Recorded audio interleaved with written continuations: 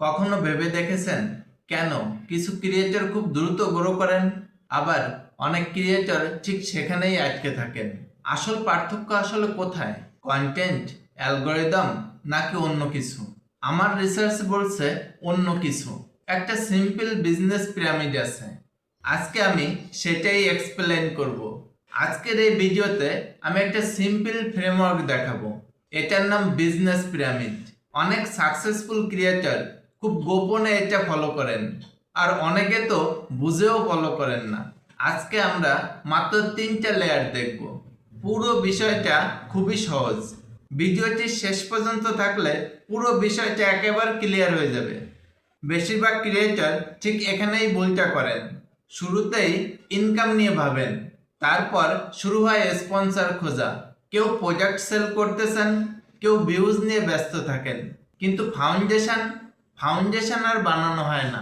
আর সেখানেই আসল প্রবলেমটা শুরু হয়।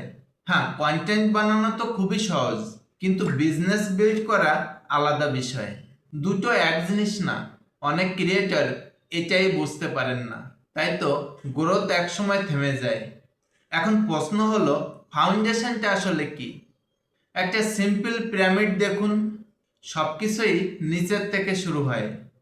ক্রিয়েটর বিজনেসও ঠিক তেমনই। প্রথম লেয়ার হলো অডিয়েন্স। এটাই পুরো বিজনেসের ফাউন্ডেশন। মানুষ ছাড়া বিজনেস হয় না, ক্রিয়েটর বিজনেসও আলাদা না।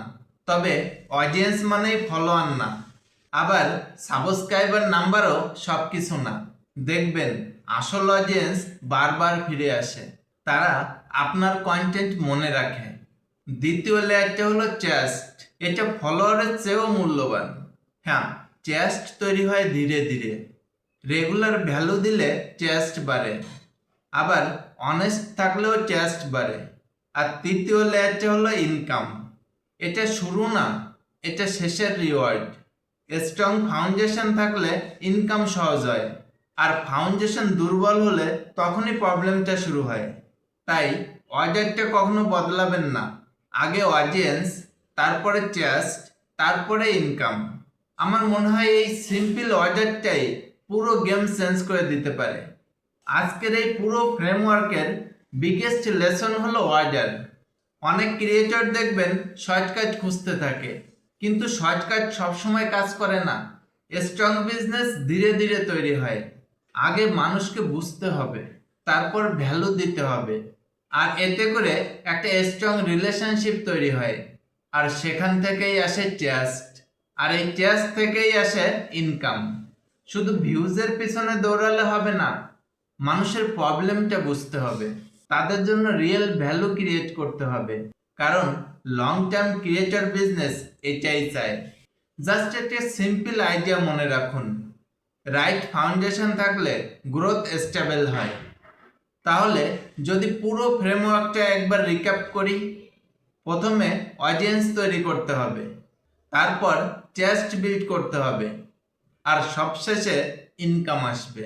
আজকের এই মডার্ন লাইফে ক্রিয়েটর বিজনেসের এটাই সিম্পল পিরামিড।